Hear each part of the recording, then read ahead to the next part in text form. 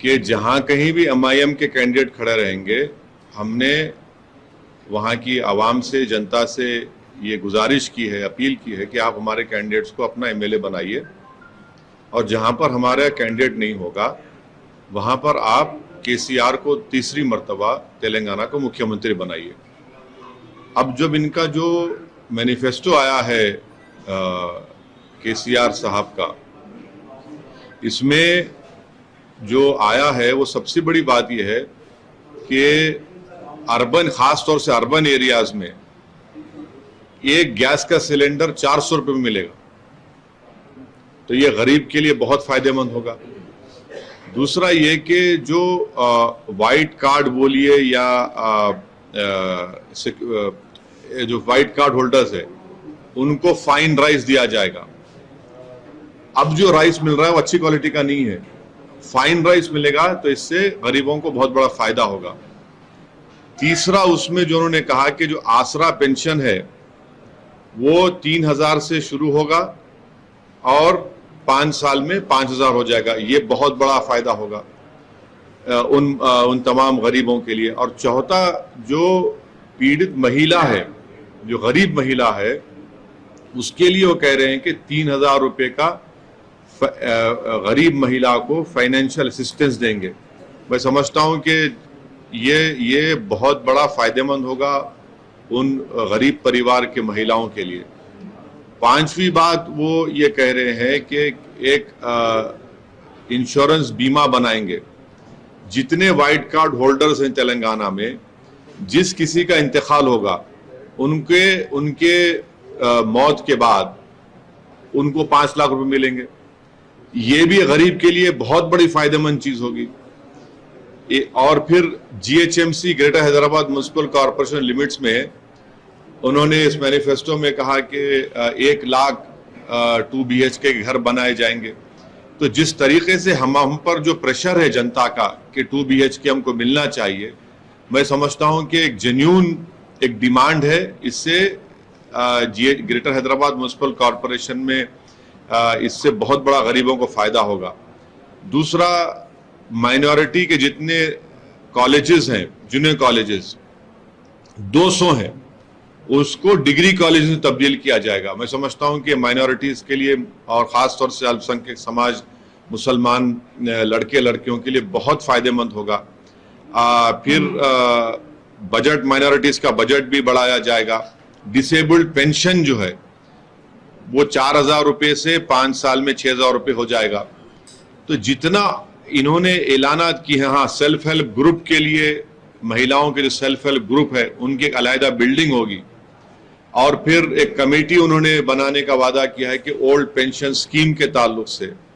तो ये जो इम्पोर्टेंट इन्होंने बातें अपने मैनिफेस्टो में रखी है, और मुझे यकीन है कि तेलंगाना की जनता, खास तौर से चाहे वो गरीब आवाम हो या इकोनॉमिकली वीकर सेक्शन हो, दलित हो, अल्पसंख्यक समाज हो, किसान हो, उन सब के लिए मैं समझता हूं कि बहुत कारामद साबित होगा। और इससे यकीनन दोबारा केसीआर तीसरी मर्तबा तेलंगाना के मुख्यमंत्री बनेंगे। अब फर्क ये है कि ये देते आए हैं पिछले 9 साल से, तो जनता में इस पर एतमाद है, भरोसा भी है कि भाई ये 9 साल में इसने किसानों को दिया है, किसानों का बीमा शुरू किया जिसको मोदी जी ने कॉपी किया। तो ये एक बहुत बड़ा ट्रस्ट फैक्टर है जो आवाम में एक एतमाद है कि हाँ, जब हमको 9 साल में जो मिला है अब इससे और इम्प्रूवमेंट होगा। तो ये मैं समझता हूं कि ये इससे केसीआर को दोबारा आवाम उनको अपनी मोहब्बतों से, भरोसे की बुनियाद पर उनको दोबारा तीसरी मर्तबा तेलंगाना का वजीर आला बोलिए या मुख्यमंत्री उनको बनाएंगे। सर, कल एक ओल्ड सिटी में प्रोटेस्ट हुआ जिसमें ये कहा गया कि पीसीसी प्रेसिडेंट और कांग्रेस में कुछ हिंदू ओल्ड सिटी में हिंदू लोगों को टिकट दिया गया, उसके एवज में प्रोटेस्ट हुआ। ये कहा गया कि ये बात साबित हो गई कि जो रेवंत रेड्डी असद भाई बोलते हैं वो वाकई में असद भाई बोलते हैं, दोनों का ज्वाइनिंग हैंड है। इसीलिए ओल्ड सिटी में हिंदू लोगों को टिकट दिया है कांग्रेस ने। इस तरह का पुतले भी जलाए गए, क्या कहना है आपका? रेवंत रेड्डी से आपने हाथ मिलाया? अब हम ये कहना चाहेंगे कि अभी उनके नेता आने वाले हैं दिल्ली से, 3-4 दिन तेलंगाना में गुजारने वाले हैं। वो तेलंगाना की जो डेवलपमेंट हुआ वो भी देखकर उनकी आंख खुल जाएगी कि अमेठी में जो नहीं हुआ वो तेलंगाना में 9 साल में हो गया।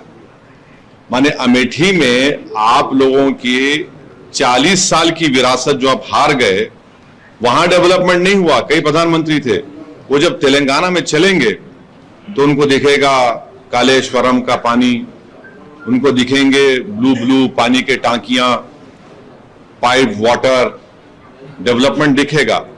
तो हम उनसे कहना चाह रहे हैं कि भैया आप लोग बैठकर, वो उनसे हमारी अपील है कि अपनी पार्टी में बैठकर डिसाइड कर लीजिए कि असदुद्दीन ओवैसी है क्या।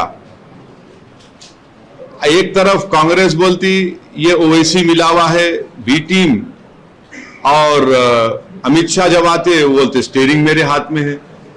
तो पूरे तेलंगाना के चुनाव में एक ही चीज चलेगी, बी टीम और ओवैसी, ओवैसी ओवैसी, बी टीम, इतना ही चलेगा। अब इनको जिनको टिकट नहीं मिला, मैं उनसे अपील कर रहा हूं कि आ जाओ मेरी पार्टी ज्वाइन कर लो, तुमको हम इज्जत से नवाजेंगे। अब तुम्हारी पार्टी में तुम्हारी इज्जत नहीं है, और हम इससे एक बात साबित हो गई कि इनके पास कैंडिडेट नहीं है देने के लिए, और इलेक्शन में कोई भी लड़े, हम तो बोल चुके हैं उनको लड़ाओ ना भाई। तो इससे बात ये साबित हो रही है। आप कितने सीट्स पे कॉन्टेस्ट करने वाले हैं सर? अभी ठहरिए ना मैडम, जल्दी क्या है, बोलेंगे आपको जल्द से जल्द बता देंगे। रेवंत रेड्डी ने हाल ही में एक बात कही है। हाँ, नहीं, आचार संहिता जरूर लागू हो गई है, मगर तेलंगाना के इलेक्शन का नहीं, तेलंगाना के इलेक्शन का नोटिफिकेशन भी आना है ना। सबर का फल मीठा होता है। ना देर कोई नहीं है, कोई देर नहीं। आप आज की देखिए, मैं पहले से कह रहा हूं कि कोई भी पार्टी तेलंगाना की हो जो इलेक्शन लड़ रही है, उसमें एमआईएम पार्टी वाहिद पार्टी है जो चुनाव के खत्म होने के बाद से ही इलेक्शन मोड में अवाम और जनता के दरमियान रहकर हमारे पार्टी के मेंबर्स काम करते आते हैं और काम कर रहे हैं। और ये हम पूरी उम्मीद है कि अवाम हमारे साथ है और रहेगी। सवाल सीटों का है, कितनी सीटों पे आप चुनाव लड़ रहे हैं? अरे अभी टाइम है ना, क्यों? हाँ, पिछली बार जितनी सीटों पे लड़े थे जितनी सीटों पर हम लड़ने वाले हैं आपको बता दिया जाएगा, आवाम को बता दिया। हम अब जाना है, हमको बताएंगे आप। अच्छा, यहाँ का नहीं बताना है तो राजस्थान और मध्य प्रदेश के बता दें। राजस्थान में तो 3 ऐलान कर चुके हैं। अब ये जमील साहब से पूछिए जो हमारे वहां के अध्यक्ष हैं, वो तय करेंगे। मध्य प्रदेश में नहीं, वो भी मध्य प्रदेश में वहां के कोर कमेटी के लोग, ये लोग मिनाज साहब। नहीं भाई, देखिए, अगर एएनआई की पॉलिसी हो या किसी अखबार की पॉलिसी हो, क्या करना है स्टेट में, हैदराबाद में, यकीनन ऊपर से तो ऑर्डर आता है आपको, मगर आप भी तो थोड़ा इंडिपेंडेंट है ना, तो वो भी इंडिपेंडेंट है। सर, इजराइल ग्राउंड वॉर शुरू करने वाला है गाजा में। हाँ, खत्म, उनको खत्म करेंगे आप। इशू खत्म करते हैं। रेवंत रेड्डी जी ने हाल ही में एक बात कही और उन्होंने कहा कि वो इनवाइट भी करेंगे कि आसद साहब चाहे तो आए और मैं उनको ले जाऊंगा और इंडिया के जो उनका गठबंधन है उन लोगों से बात करवाऊंगा अगर वो हमारी टीम में आना चाहे तो। अरे ये हैदराबाद में कहावत है, घड़ी में ताशा घड़ी में माशा। अरे कभी गाली दे रहे, कभी बोल रहे मेरे साथ आ जाओ। कितना कंफ्यूजन है भाई तुम्हारी पार्टी में, कांग्रेस पार्टी में। कभी मोहब्बत के दावे तो कभी पीठ में खंजर घोंपने की बात होती है। अब क्या है, आप करना क्या चाह रहे हैं? आप डिसाइड कर लो भैया। आप बोल रहे कभी हम साथ लेके जाएंगे, कभी बोल रहे नहीं ये तो मिले हुए हैं, फिर जिसको टिकट नहीं बोल रहा वो मेरे को दूल्हा बना दे रहा है। ये तो इससे टोटल कंफ्यूजन और अनसर्टेनिटी उस पार्टी में है और तेलंगाना की आवाम देख रही है उसको। आप जाने को तैयार हैं? हाँ, मैं हाँ नहीं कई जगह आपने पे अपनी मत जाहिर की, उसके बाद आप पे आरोप लग रहा है कि फिलिस्तीन इजराइल के मसले को आप सियासी रूप से बनाने की कोशिश कर रहे हैं चुनाव के मद्देनजर। बिल्कुल नहीं है। मैं आपसे उस वक्त भी जब आप लोगों ने सवाल किया था, मैंने कहा था कि कहीं आप ये सवाल चुनाव को सामने देखकर नहीं कर रहे हैं। आपने कहा कि हम अपनी ड्यूटी कर रहे हैं, अपना काम कर रहे हैं। आप नाराज हो गए आप लोग। बोले ठीक है, आप पूछिए, बिल्कुल आप आजाद हैं। सहाफी आजाद है, हम जवाब दिए। मगर हम ये बोलना चाह रहे हैं कि जो लोग इस तरह का झूठा इल्जाम हम पे लगा रहे हैं, महात्मा गांधी ने क्या कहा था फलस्तीन के बारे में? महात्मा गांधी ने यह कहा था कि ये अरबों की जमीन है। जिस तरह अंग्रेज को इंग्लैंड से वहां जमीन उनका मुल्क है, वतन है, जिस तरह फ्रांस के लोगों का फ्रेंच लोगों का फ्रांस है, इस तरह अरबों के लिए फलस्तीन है। जो महात्मा गांधी ने कहा था, क्या हमने सॉलिडेरिटी का स्टैंप नहीं इशू किया था? और ये बात बिल्कुल सही है, कांग्रेस के ही सरकार में इजराइल से ताल्लुकात बहुत अच्छे हुए, ये कांग्रेस ने किया था ये। तो अब जब वहां पर हम सॉलिडेरिटी उनसे दी, और हमारे मौजूदा वजीर आजम ने तो लेटर लिखा, और फिर एमईए का स्पोक्सपर्सन बोल दिया कि this government stand in solidarity with Palestinian and we are for independent Palestinian state. मैं तो वही बात कर रहा हूं। मैं ये कह रहा हूं कि ऑस्लो एग्रीमेंट जो हुआ था उसमें कहा गया था कि 5 साल में एक इंडिपेंडेंट फलस्तीन एक मुल्क बनेगा। 5 साल जाके 30 साल हो गए। सुषमा स्वराज जब वहां गई थी इजराइल को, तो वो यहां गए थे, गाजा में गए थे, फिर महमूद अब्बास आए यहां पर। तो मैं तो वही बात कर रहा हूं। और इजराइल ऑक्यूपायर है, और इंटरनेशनल लॉ और वॉर क्राइम से वहां की जो सरकार कर रही है कि आप गाजा में जो हमला कर रहे हैं, कलेक्टिव पनिशमेंट इंटरनेशनल क्राइम है ये। आप बताइए कि 6 दिन में आपने 6000 बम बरसा दिए, 1800 लोगों की मौत हो गई, जिसमें 500 के करीब बच्चे हैं। कलेक्टिव पनिशमेंट दिया जा रहा है गाजा के रहने वालों को, इंटरनेशनल क्राइम है ये। हम अपने सरकार से, अपने प्राइम मिनिस्टर से ये डिमांड कर रहे हैं कि रोके इस जो क्राइम इजराइल कर रहा है, जो ज़ायनिस्ट कर रहे हैं गाजा में।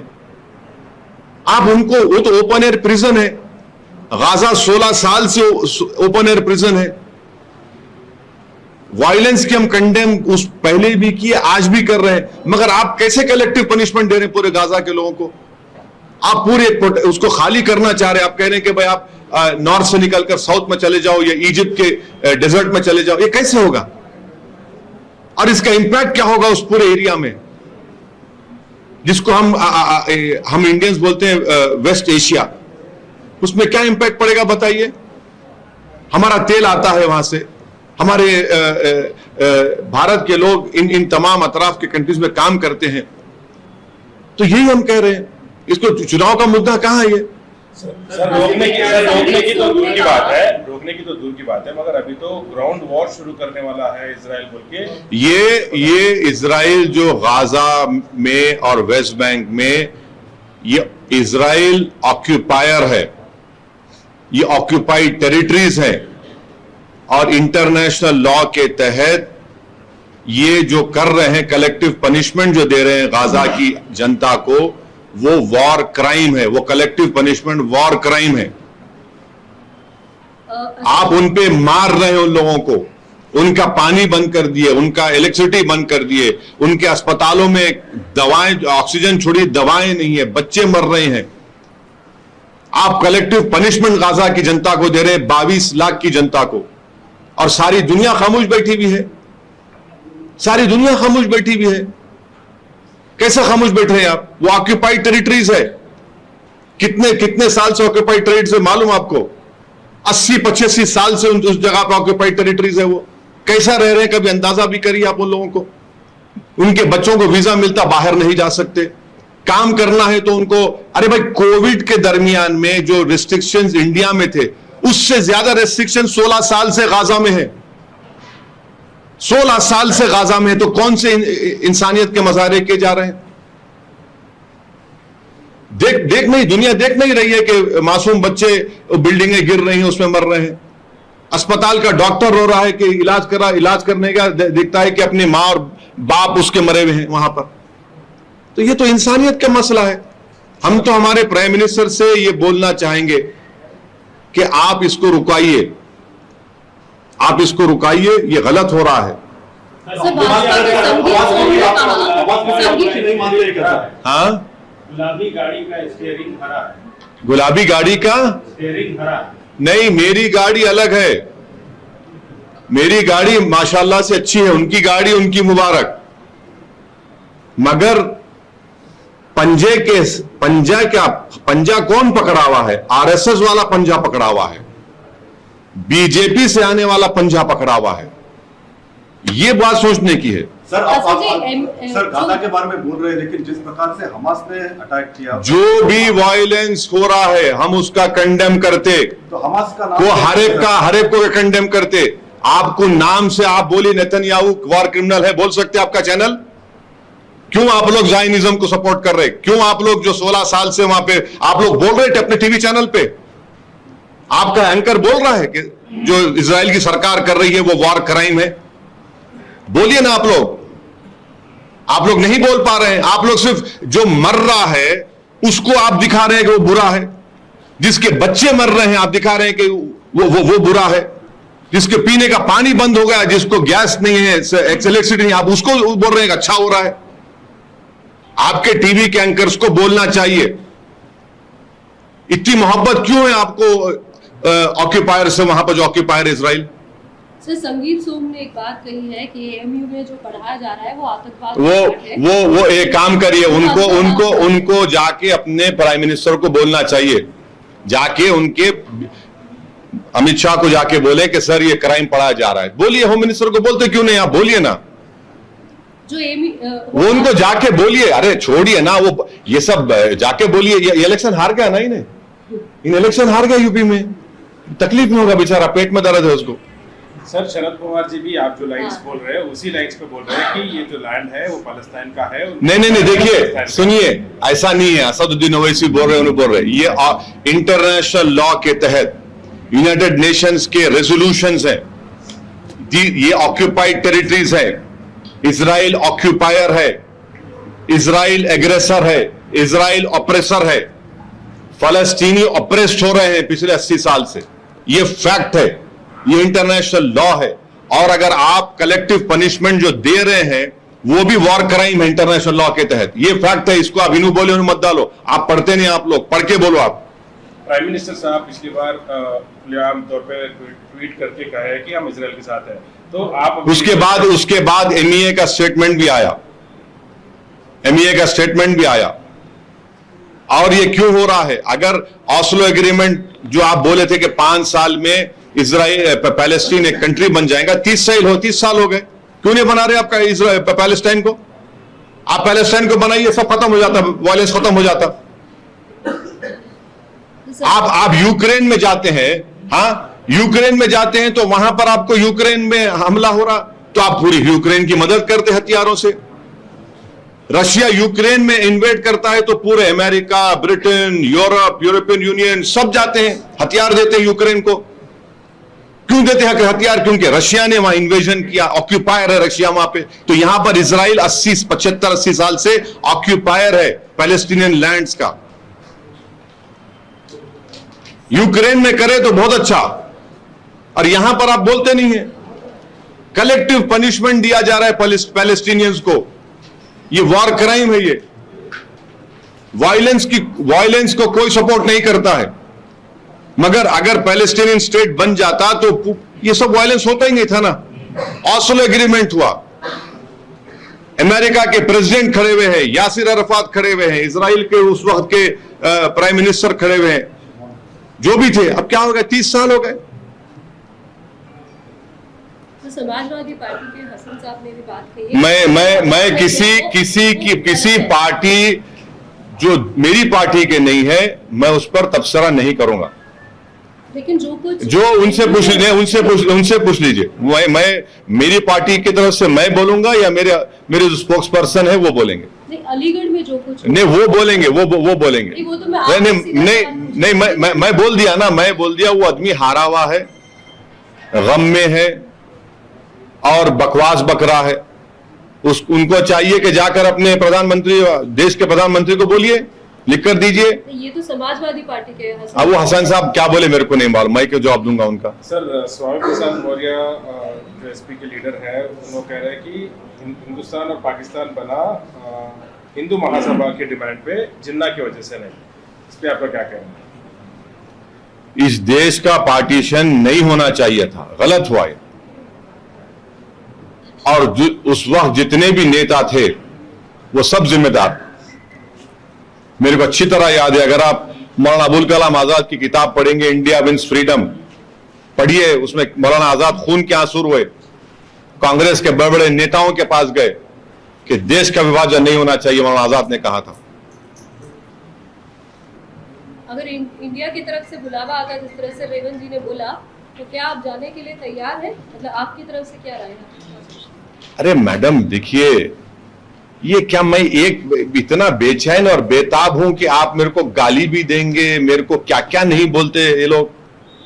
कोई डिक्शनरी में कोई अल्फाज बचे हैं जो उन्होंने मेरे खिलाफ इस्तेमाल नहीं किए, मगर इतनी गालियां, इतना झूठ, इल्जाम लगाते हैं। वो तेलंगाना की जनता देख रही है, भारत की जनता देख रही है, और मुझे यकीन है कि अल्लाह और ये आवाम उन इन तमाम बातों का जवाब देंगे।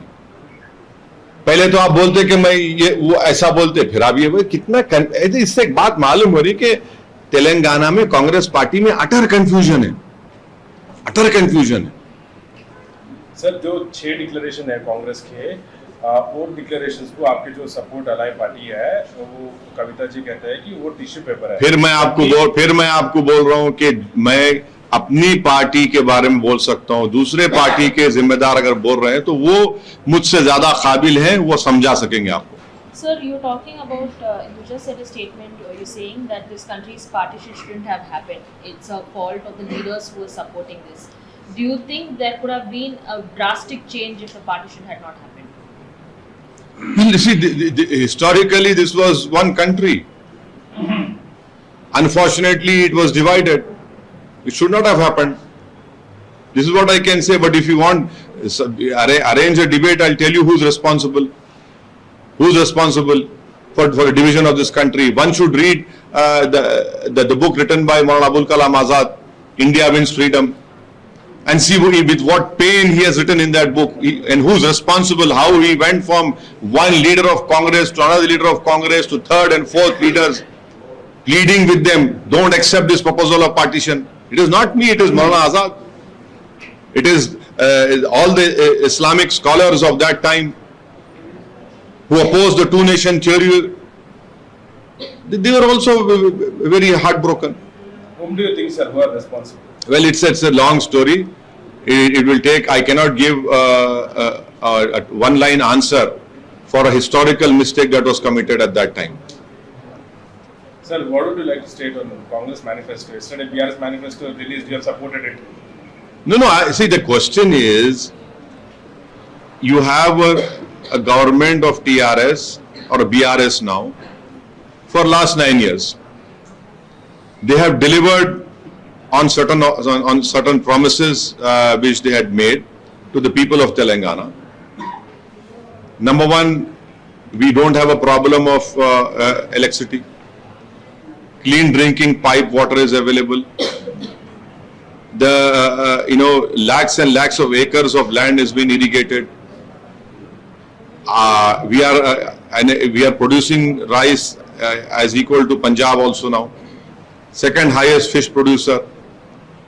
Hyderabad surrounding and surrounding area has become an hub of IT. You have Amazon, Facebook building their offices in Hyderabad. Hyderabad has been peaceful. There has been no communal riot, mashallah. So people, and then certain promises of 2 BHK also have been given. Now, when people see that yes, in last 9 years, there is a continuation of development, progress, peace and prosperity. And when the Chief Minister announces that if the people of Telangana make me the Chief Minister for the third time, which I am sure he will become inshallah, he said that you will get a gas cylinder in 400 rupees. And I am sure the poor people, especially the women folk, would be really happy that if you can, in this day and age where price rise is skyrocketing, People are finding it difficult to even pay fees, or if someone falls ill, they go into debt. 400 a gas cylinder and 400 rupees is a tremendous benefit to the poor people and especially women people. It includes everyone. It includes people who have a white ration card. Now, Arogya Shri would be increased from 5 lakh to 15 lakh. The biggest cause of poverty in India is when a poor man falls sick or ill. He gets into this cycle of debt. Now, from 5 lakh to 15 lakh, it will benefit those poor people. Thirdly, he has announced a universal insurance scheme for all white ration BPL family card holders. Anyone who dies will get a 5 lakh rupees. Fourthly, Asra pension will be increased to 3,000, and in next 5 years it will be nearly every year 500 rupees would be increased. Within the Greater Hyderabad Municipal Corporation, 1 lakh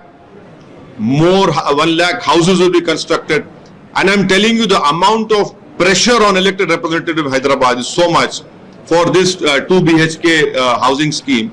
I would feel that this is a tremendous thing. If in next 5 years, if we can achieve that 1 lakh houses, it will be the poorest people who will benefit more. Then on BPL card, the present rise which is given is not at all good. I accept that. The government is promising, KCR is promising fine rise. Again, it will benefit the poor people. And then for minority residentials, there are 200 minority residential schools in Telangana. You have more than 1,30,000 Muslim boys and girls studying in those colleges. Not only minority, but also backward class and scheduled caste and scheduled tribe. All of that is 200 Timorese minorities junior colleges will be converted into degree colleges. Can you imagine these students continuing their studies after finishing their 12th standard? And they'll be studying free in those reputed degree colleges which will be formed. And then minorities budget will be increased. Thirdly, the Kisan, the Raitu would get 12,000 per acre, and in the next 5 years it will become 16,000 per acre. 3,000 rupees assistance will be given to poor eligible women.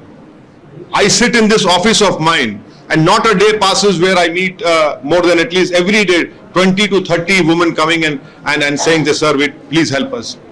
So all in all, I feel that this is a manifesto which will really benefit the people of Telangana who are suffering because of high price rise, wrong economic policies of our Prime Minister Narendra Modi. And this has been done keeping in mind all these economic factors, economic challenges which the country and country is facing. So I feel that if the BRS party takes it in a more aggressive way to the common masses of Telangana people, it will definitely help them. What is wrong? And what is wrong if you see these are all a disabled pension from 4,000, 6,000. What is the, whatever, see, and please remember the highest per capita GDP is Telangana. So this government is duty bound to give it back to the people of Telangana for their prosperity, for their upliftment, and every section will progress. So on one side, financial situation of the state, where the CAG also expressed concern that you are using borrowed money to pay loans. Well, you should also read the CAG report which talked about what the Narendra Modi government did. This is a state where it is a progressive state. This is a state which has the highest per capita GDP income. Yes, these challenges would be there, but I am sure the political sagacity which KCR has, he will overcome all these. See, he has delivered. I will tell you, I was an MLA twice. And by the grace of Allah subhanahu wa ta'ala and the support of duas and people, I am a 4th-time MP. I have seen power shortage in Hyderabad for every day, 4 hours, 6 hours. There is no load shedding now. I have seen communal rights, there are no communal rights. Civic communities development is ongoing. There is visible development in Hyderabad and in other urban areas of Telangana. Yes, we'll have to focus more on stormwater drains. because of the climate change and you have a rainfall, there are many areas which get submerged. This is a challenge and an opportunity to do it. But all in all, if you see, there's visible development there. You know, Mission Bhagirath, Mission Kaleshwaram, and please remember, within Greater Hyderabad Municipal Corporation, construction of 1 lakh more houses. This is what the people want, because there's so much of pressure on elected representatives that we need a 2 BHK. I'm sure that we will, we'll be forcing the government to implement all these promises. I'm sure KCR will do it, because in last 9 years, he has delivered on many of his promises. Some they have not, I accept that, but majority they have done it. So that is why people have this trust factor on the old man KCR. Sir, one side you're saying that yes, KCR and the BRS has been giving its promises and fulfilling its promises. On the other side, the TPCC President Revan Reddy, after BRS manifesto was released yesterday, he commented saying, "Nakal ke liye bhi akal nahi hai unko. KCR should have a retirement as soon as possible." अब ये देखिए ना कि a person who got Telangana despite AIMIM party also opposing, a person who made his party from a scratch. I was an MLA when KCR resigned as the deputy speaker. I was an MLA when KCR formed his party and won from Siddipet. When Mr. Chandrababu Naidu was the chief minister, having some 180 odd MLAs. A man went nearly into the jaws of death, came back, won an election, and whatever development you are seeing in Telangana is because of what the KCR has done. What did Congress party do, please tell me, in the erstwhile Andhra Pradesh? They were communal riots. Every festival of Muslims or Hindu community were communal riots, or a threat of a communal riot. There was load shedding. There was no development. There was no civic amenities where there were plethora of civic amenities. But problems were there. At least those have been fulfilled. And then he talks about old pension scheme. What is wrong in that? He's going to form a committee on OPS. In last 9 years, you can see a continuation of development, progress, prosperity in Telangana. I'm sure people are seeing this. Yes, more needs to be done. More needs to be done, and I'm sure that they will rise up to that challenges and do it. So this talk about he should retire, he should that. I mean, your leader loses an election from their home borough of Amethi. He talks this in this way. What have your party done in the erstwhile Andhra Pradesh when you were in power for many years? From Neelam Sanjeeva Reddy, to various chief ministers, right up to Mr. Kiran Kumar Reddy. In between, you had that Telugu Desam rule of late N.T. Ramarao and Mr. Chandrababu Naidu. Major years were with you. Show me one Congress state where the minority budget is 2,200 crores. Please show me. You are ruling in various states in Rajasthan. What is the budget in Rajasthan minorities? 250 crores. Same amount of population. What have you done? Please tell me. In Karnataka, you have not yet lifted the hijab ban. In Karnataka, you are in power. You are not yet changed that order which BJP passed of not giving reservation to Muslims. So the Congress president should speak in a language whereby he should not disrespect a person by disrespecting KCR, by talking in such unparliamentary language. The people of Telangana are watching. You don't have a CM candidate in front of you, and you have a person who has done everything for Telangana. Yes, there are weaknesses. We have to criticize KCR also, but in this language, by demeaning him, by calling him, in this way, in this language, people of Telangana are watching. They will give a reply in the elections. Sir सभी को MIM की list का इंतजार है, कब तक जो list जारी करेंगे सभी? हाँ जी, मेरे घर में भी इंतजार है. मैनिफेस्टो को क्या कैसा होने वाला है, क्योंकि बीआरएस की जो मैनिफेस्टो उसकी तो आप जारी कर रहे हैं, तो आपकी मैनिफेस्टो में क्या अलग और क्या नया दिखेगा? हमारा मैनिफेस्टो ये है कि हम रोज दारुसलाम में हफ्ते में 6 दिन सुबह 10 साढ़े 10 बजे से 3 बजे तक बैठते। हमारा मैनिफेस्टो में हम काम कर रहे हमारे एरिया में, हमारे पूरे पार्टी के मेंबर्स, हमें हमारा our work is our identity, that is our manifesto. और मैं आपको बोल रहा हूं, आरटीआई एप्लीकेशन डाल के निकाल के देख लो, जहां से एमआईएम पार्टी के एमएलएस थे, कितना डेवलपमेंट का काम ग्रेटर जीएचएमसी से हुआ, हैदराबाद मेट्रो वाटर वर्क से हुआ, इलेक्ट्रिसिटी डिपार्टमेंट से हुआ। आप निकाल के देख लो कितने शादी मुबारक के चेक्स सबसे ज्यादा अगर बांटे गए तो हमारे एमएलएस ने हमारे कॉन्स्टिट्यूंसीज में हुआ। चीफ मिनिस्टर रिलीफ फंड का रिकॉर्ड निकाल के देख लो आप, कितने माइनॉरिटी टेमरिस के स्कूल जूनियर कॉलेजेस है, आप वो देख लो कि हम हर साल गवर्नमेंट आप एमआईएम पार्टी की तरफ से 2005 से हम लोग हर साल 17,000 गवर्नमेंट के जो गवर्नमेंट उर्दू मीडियम स्कूल्स में वहां बच्चों के एजुकेशन स्कीम, हम बैग्स देते, एग्जाम की फीस देते, उनको प्राइजेस देते। ये हमारा काम है, ये हम ये काम को लेके आवाम के सामने जाएंगे। और तेलंगाना में लोग जानते हैं कि एमआईएम एक गरीबों की, मजलूमों की एक ताकतवर सियासी आवाज है। वो जानते हैं कि पिछले 65 साल की मेहनत और कुर्बानियों के बाद आज हमको ये मौका मिला है। तो ये सब चीजें हैं। सर, एक सवाल ये भी कि अब बीआरएस ने तो अपनी लिस्ट दे दी, आप ही अपनी लिस्ट देंगे। हो, मैं बोल रहा हूं ना, दोनों जगहों पर अगर मतलब एक ही जगह पर अगर आपके और बीआरएस के लोग खड़े होंगे तो आपको नहीं, जहां मैं आपको मैडम, मैं आपको कई बार कह चुका हूं, जहां पे एमआईएम के कैंडिडेट्स खड़े रहेंगे वहां पे हम एमआईएम कैंडिडेट्स को कामयाब करेंगे। जहां पे नहीं रहेंगे वहां पर तेलंगाना के अवाम केसीआर को तीसरी मर्तबा अपना मुख्यमंत्री बनाए। नहीं, मैं आपका सवाल समझ गया, आपको जवाब भी दे दिया। Thank you sir. Okay, thank you.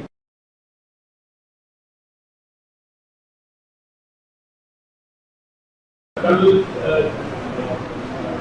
BRS party का मैनिफेस्टो रिलीज हो गया और उसके बाद किसी प्रेसिडेंट जो है कॉन्फ्रेंस में आप पे सीधा अटैक किया कि आप जो है फिर से वही बात है कि आप बीजेपी टीम है और आपके पीछे आप भी मदद कर रहे हैं, बीजेपी जो बीआरएस मदद कर रहे हैं, बीजेपी और बीआरएस एक ही है और आपका नाम क्या कहना है? ऐसा है ना, तेलंगाना का जो कांग्रेस का अध्यक्ष है,